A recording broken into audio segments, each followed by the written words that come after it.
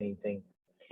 But yes, today is day 9. Today's information is going to be about money, and you'll see a little theme going on through the rest of this week. So today we're going to have a question of the day.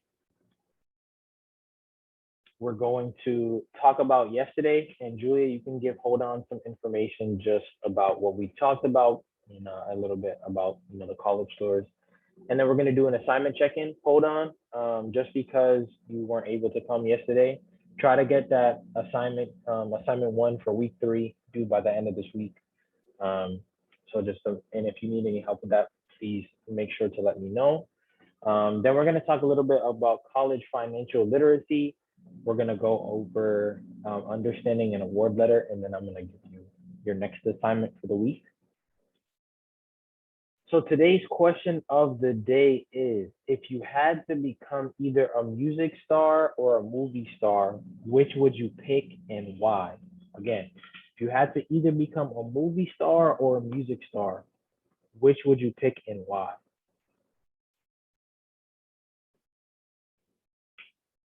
And again, you can type it in the chat or you can unmute yourself.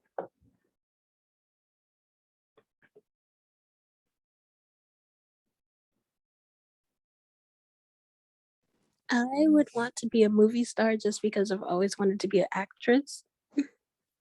I like that. I like that. Hold on, what would you pick? Movie star or music star? Movie star. Movie star? Any reason why? Yeah, because some reason now, the movie star you can do any act, so and I am Muslim though. Okay. I like that. I like that. I think for me, I would pick music star. I think it just seems like for me, I would like to be like in a studio with some people, work with some great artists. And I know movies like the spotlight's on you, but I feel like for me, I would love to just work with other artists. But thank you for sharing. I think those are 2 great reasons why you should pick movie star. But yeah, now we're gonna do a little check-in. And since hold on, you weren't here today because you had some Wi-Fi stuff. Julie, I would just like to ask, like, how did you feel about the college tour, and then what did you like or not like? I mean, though I would rather be doing like in-person tours, the virtual ones were still really fun and exciting.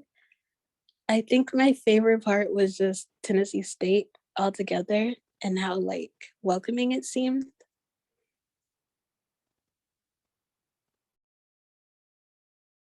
I got you. I got you. Sorry, my computer's about to die, so let me plug it in. But yeah, Tennessee State was really dope. I think the way they did theirs to show like the character of their university, showcasing like the pride that they have in their campus. Like I feel like that was really dope, and I feel like that definitely draws in students whenever you're doing any kind of tour. And I think the virtual tours, like you said, like it just has a different dynamic than just talking to someone. And then while we go here, I'm actually gonna go look. I did the money one. The money one, the question. So yeah. So this is the assignment. Make sure to download a copy. We're just gonna go look at Julia's real quick, and I just want to see if you think money does play a role. So I'm just going to that paragraph. Let me see. Money does play a role. Yep, money, of course. I think one thing that's really interesting is like a lot of students don't necessarily think all the time about money and going to college, but with everyone's specific example, you want to make sure that your money is set in order. And that's the main reason why we are doing what we're doing this week, to get you a sense about college financial literacy, to get you a sense about what it's like to actually pay for college.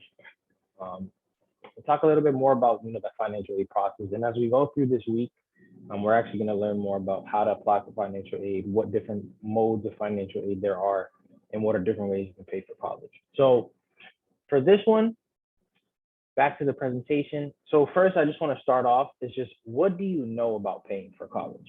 And you can either type it in the chat or you can unmute yourself. But what is what do you know about paying for college, at least at this point, in terms of your college education? I know about because I have my sister goes to college, Mm-hmm. so she pay money, but I know sometimes like every college it's gonna ask you they are different, but they're gonna ask you money Yeah. every year. So it's good. It's good that your sister is in college right now, because she's definitely going to be someone that's going to be super helpful in terms of like understanding more about financial aid. But Julia, you gonna add? Oh, I was just gonna say, try not to do student loans and see what other types of financial aid schools offer. Yeah, for sure.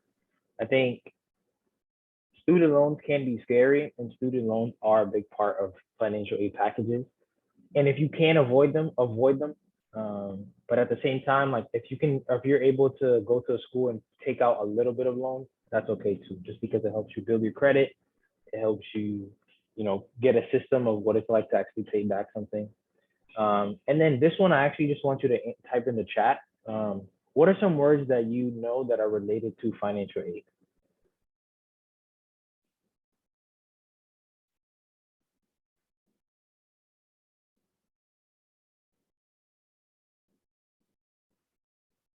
Work study. Okay.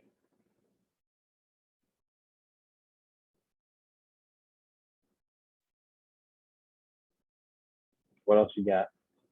Goals. Okay. That's a good one. Work study is a good one.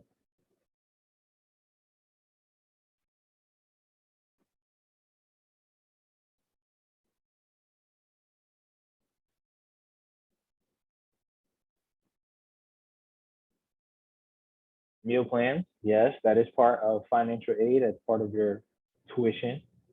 What's part of your what you have to pay? Scholarships. We'll give you a little bit more. Grants. Oh yeah. Hold on. Anything else you want to add? Feel free to type in the chat.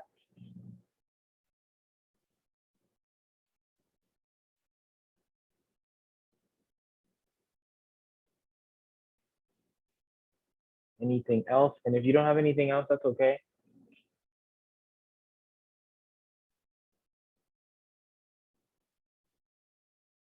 All right, we'll move on to the next. So just keep those words in mind. We're going to be going over some terms, and we're going to be going over some different pieces that come with financial literacy.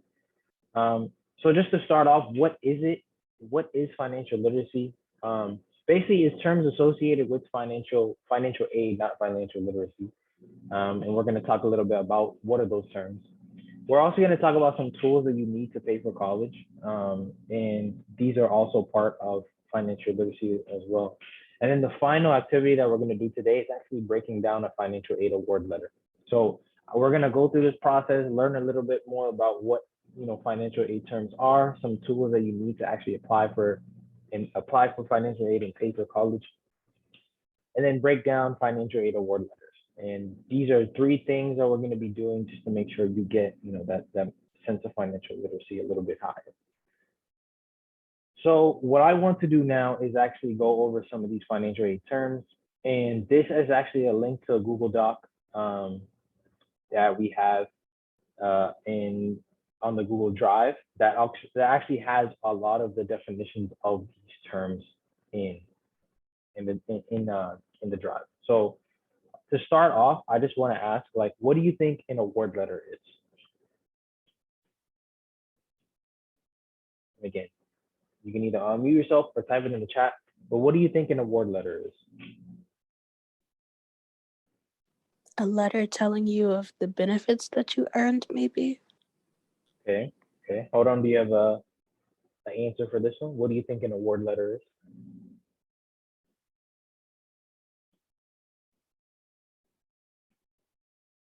It's okay if you don't know. Yeah, I don't know. Okay, so Julie, you basically had it right. An award letter is a letter that schools give you that actually outlines what financial aid you get. So financial aid comes up with different pieces of these. And as you'll see, as we keep going, a lot of these pieces are on your financial aid award letter. So next one, what do we think a scholarship is?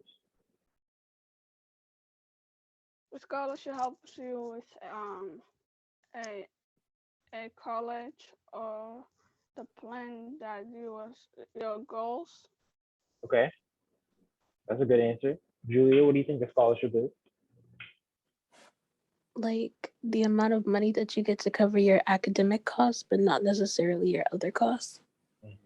Yes, yeah. So both of those are actually correct. So scholarships also, they actually have scholars programs that give you scholarships and keep you on your goals, but it's also money that schools give you. You can also get it from outside scholarships, outside of school, that helps you pay for college. And yes, it can be academic, but it can also be non-academic. So you can get scholarships to pay for books, to pay for food, different things like that. Just to make it life a little bit easier, grants are basically the same thing as scholarships, except they come directly from, they have government grants. They also have school grants. And those are given to you typically because of academics. They can also be given to you just because of your financial need, but it's just more free money that schools give you and that also the government gives you in order to attend college. So now these next two, this might be a little bit tricky, but this question is going to be, have you ever heard of subsidized loans or unsubsidized loans? You could just say yes or no.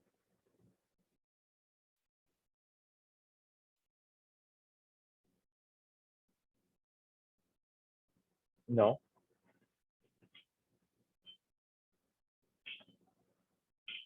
And thank you for joining us.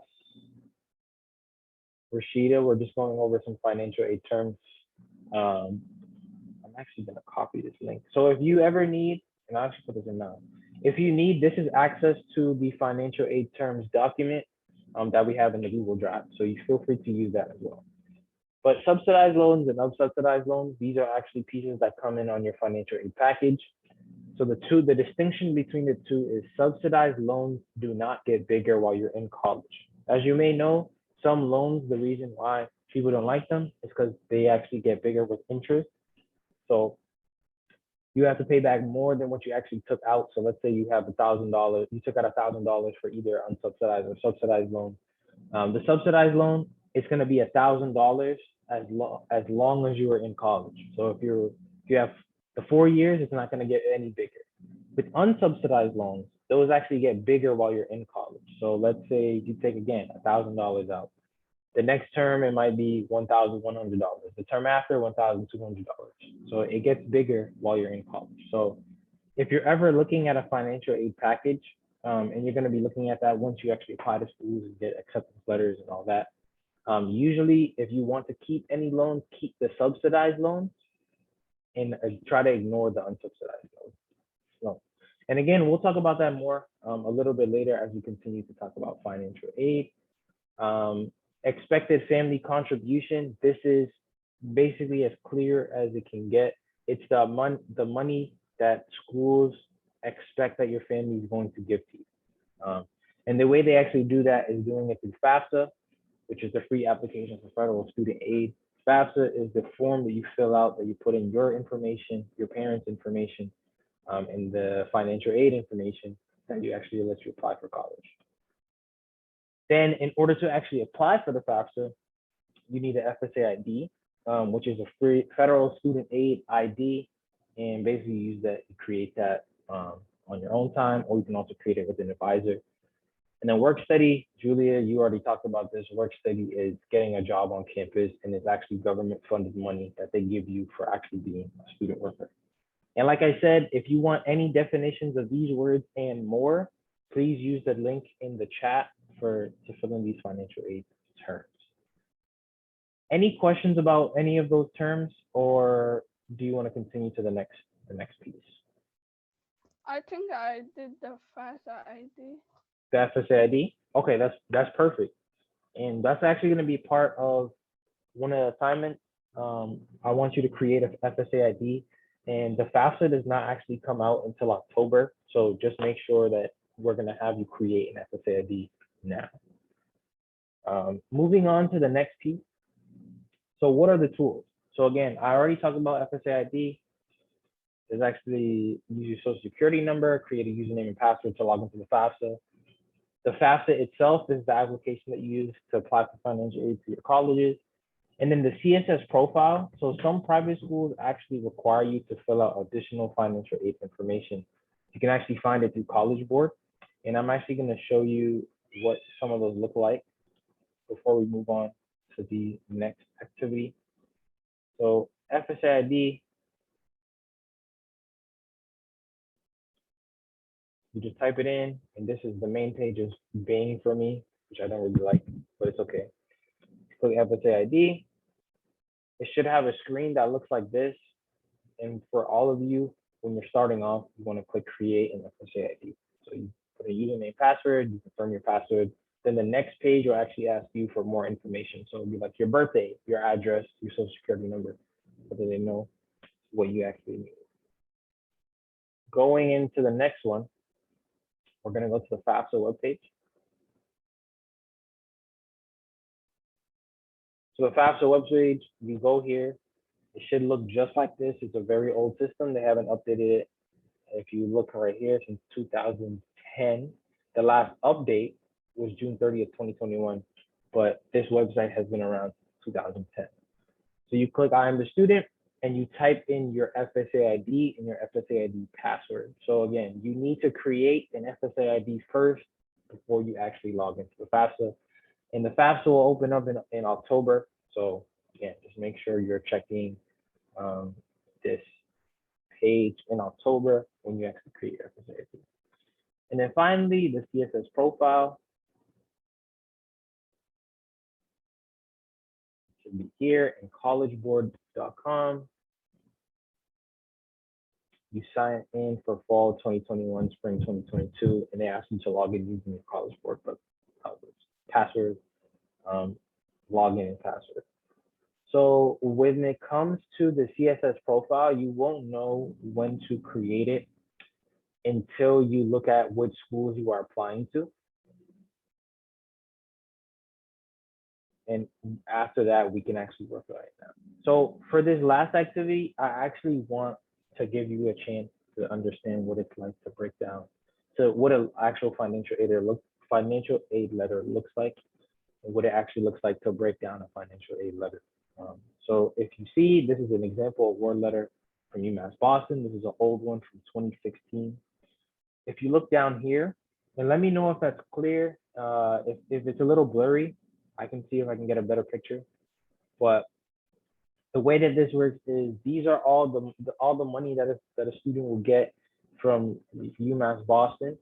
If you see, we have 2 grants, another grant here, the Mass grant, there's a Mass Cash grant, there's UMass Boston grant, and those are all free money. There's a need-based tuition credit, and it's actually right here. Then there's the subsidized loans, unsubsidized loans, and then there's the work study. So looking at it in each section, so first is the fall. So this is the fall semester.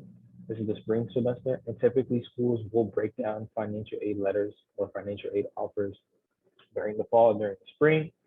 And then if you look at the end, per year, this is the total amount of financial aid they get in terms of free money and loans that they get from the school. So what I'm going to do now is actually give you the chance to break this down.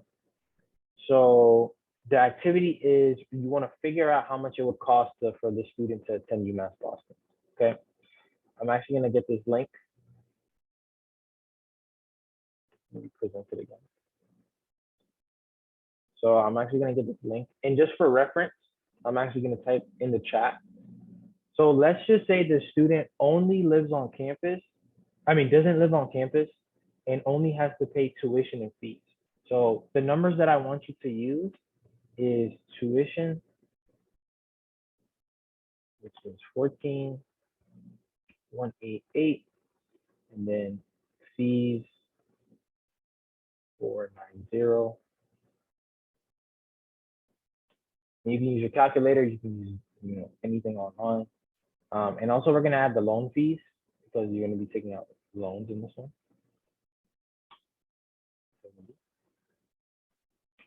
Then I'm going to go back to the slide, and I want you to use the numbers that are given down here.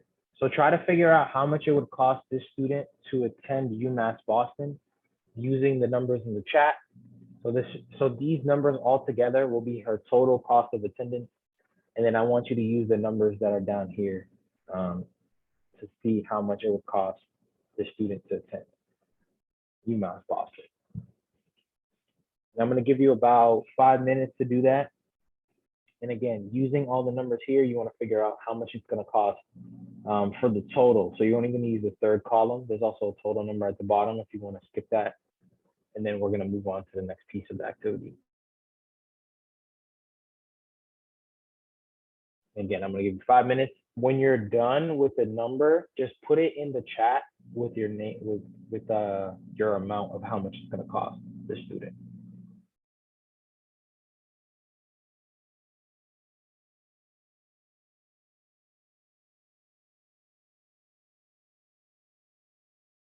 And you can send me a direct message just to make life easier.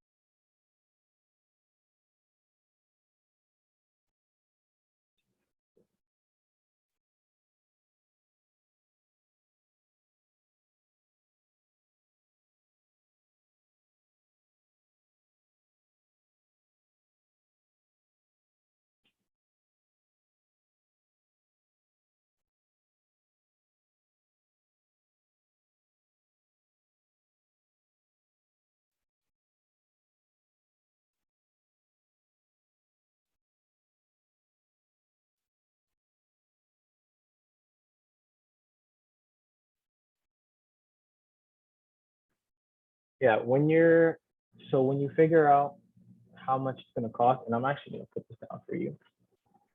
So total cost of attending.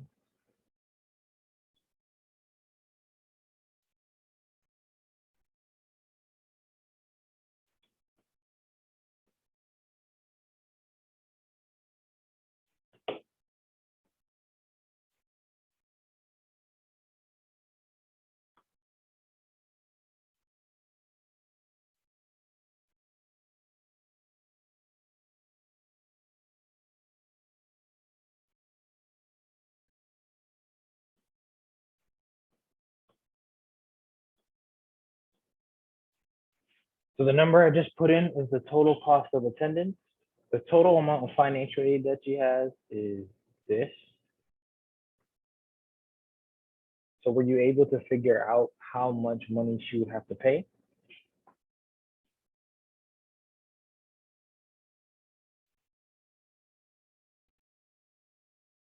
Anybody? Number at least.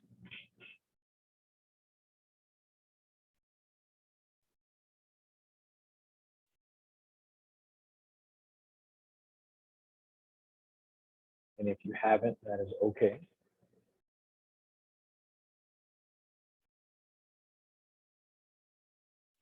Can you repeat the question that you're asking again, please? So yeah, so what I'm asking is I want you to figure out how much money this person is going to have to pay to go to school.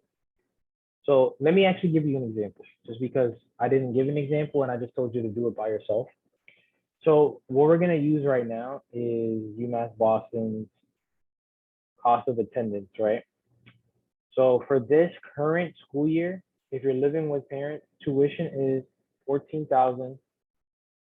And I'll actually do it on my calculator right here. So the tuition is 14,188 plus fees, because you're going to add fees right here. It's $490. And just because we're going to be using loans in this case, is going to be plus $70. Okay. So then the total amount that she would have to pay for living at home with her parents is 14,748. Right. Now, the total number of financial aid that she has is this number on top in the chat. So 22,279. So if you take cost of attendance, which is 14,748 minus financial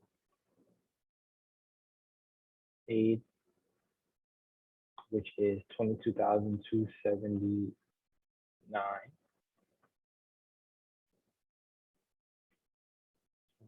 22,279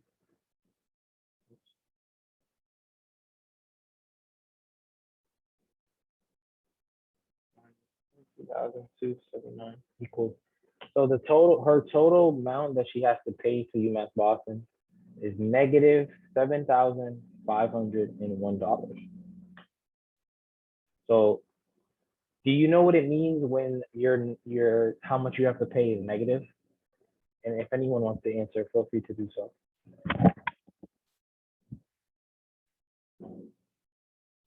If how much you have to pay back to the school is negative, do you know what that means? Do you like save it for the next year or something? Kind of, kind of. Julie, you want to take a guess at what it means when the number is negative?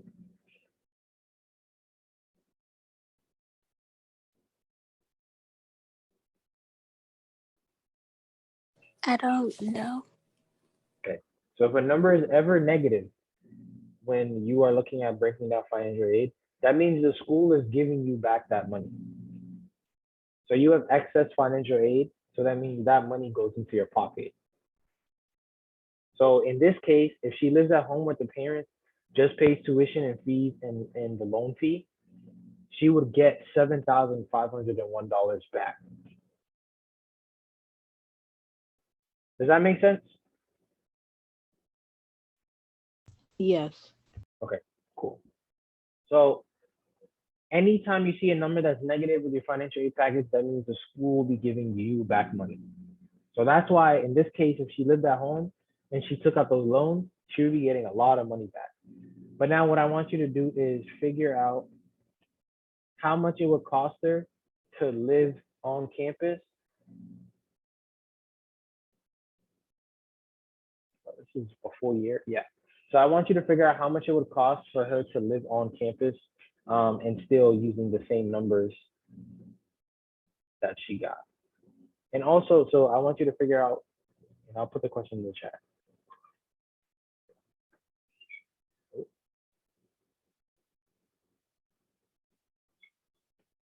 Give me 1 second. On campus without taking, and I'll give you the numbers here. So tuition,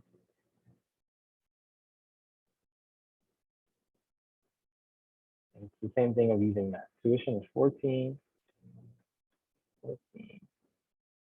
8, should be 0.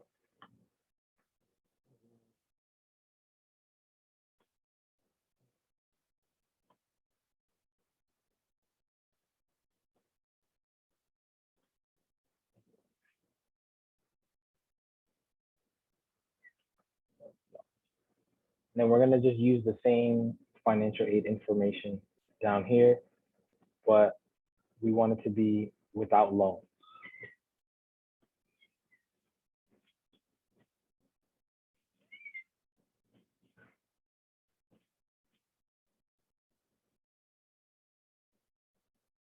Okay.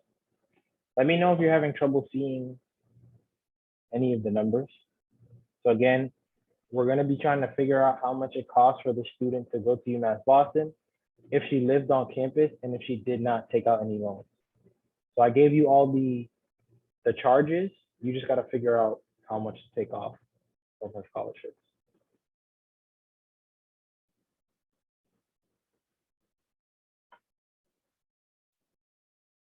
See if you can figure it out.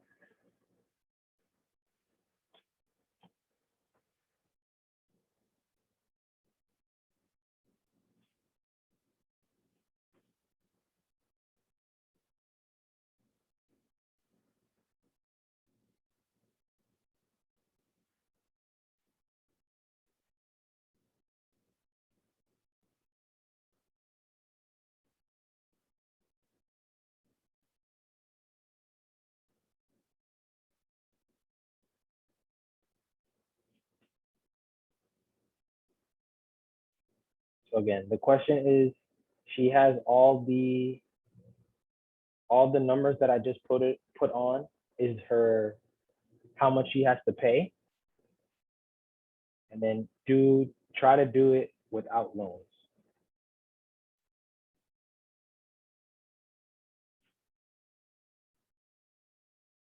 Let me see if it's correct.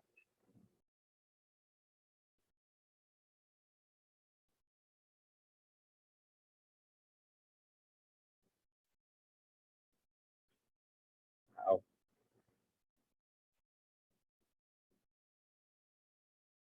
Also, anything gets messed up because Caitlin is being very needy today.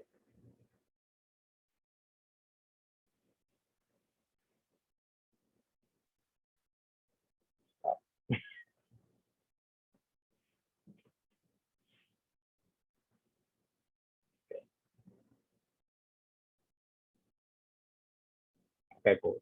And I'm gonna give you the number once you finish. So again, try to figure out how much it's gonna cost us to go to school without taking out loans using the numbers in the chat. So I'm gonna do it now for you all, just so you can understand a little bit more. So again, the tuition is 14,188. The fees is plus 490, and then you're gonna add the room and board, which is 1,500 each, and then the other fees is 70. So the number that I have right now is, oh, I think I put it way too much. 14,188 plus 490 plus 1,500 plus 1,500 plus 70. So her total cost is 17,748. And then in this case, we're just taking out everything except the loan. So starting off, we're gonna take off 5,685, take off 800, take off 750, take off 750, take off cash grant, take off UMass Boston grant, take off the tuition credit, then take off the work study.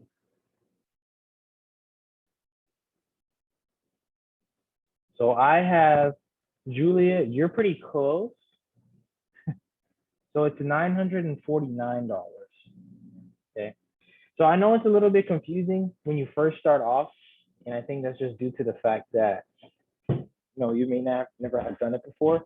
But the easiest way to figure out how much a school costs or how much you need to pay is just making sure that you look up the cost of attendance for the university, take out the money that you need to. So like if you're going to be living on campus, you take off tuition, room and board. And then also think about if you're giving loans or taking out loans or not taking out loans. So for this one, it was 949, unless I added the numbers wrong.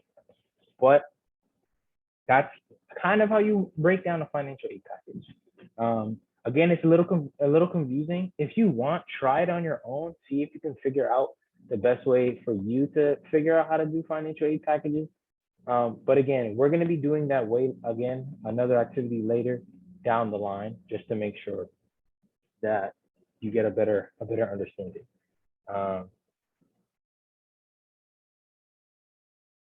So thank you for joining me for that activity. I'm actually going to exit this screen. So the next assignment for this week is think of one question that you have about the financial aid process, and you're going to put it in the assignment 2 folder for week 3. Again, just make a copy, or actually for this one, what we're going to do is you could have just write your name underneath. Shamari made her own, but just write your name. Actually, it says download a copy. I didn't even read it. So download a copy and then put the questions that you have about the financial aid package, about financial aid, into that folder. Before we move on, I do want to make sure that you all are, and I'm actually going to stop my screen share. I do want you all to know that this week, Swami is going to be putting in the request for stipends.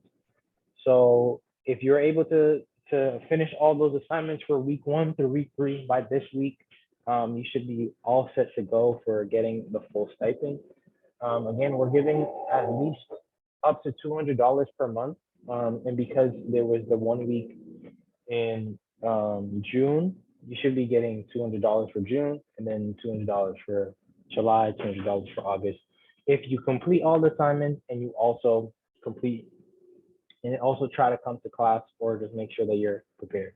The main thing is just making sure that you have all the assignments done, because we want to make sure that all the students are actually getting some kind of experience within the senior seminar, just so we can get everyone all prepped.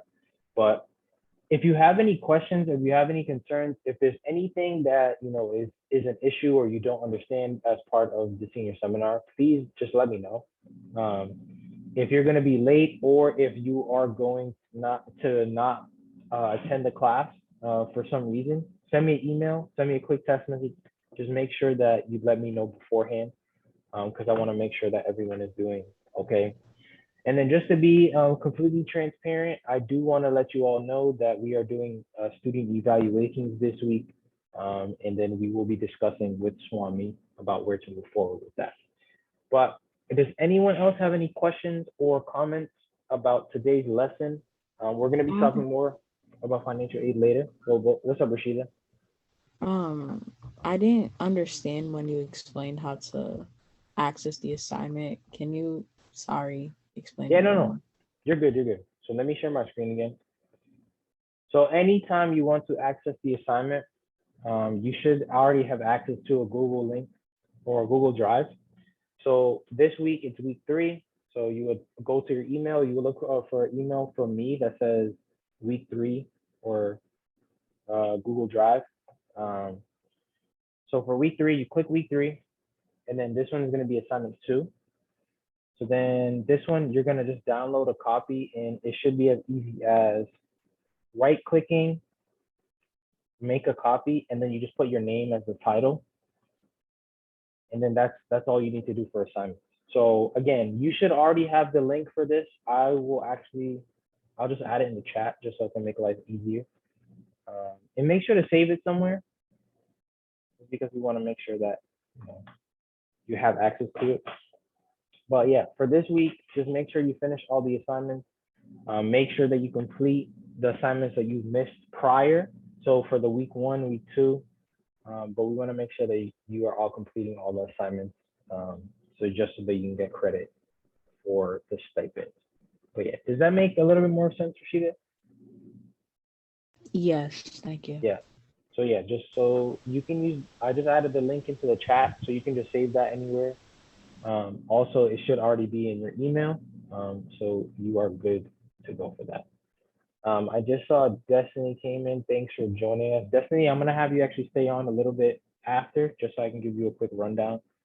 But for everyone else, thank you for joining me today. Thank you for talking a little bit about the financial aid process, and then I will let you enjoy the rest of your day. So if you have any questions, any comments, please make sure to reach out to me. All right.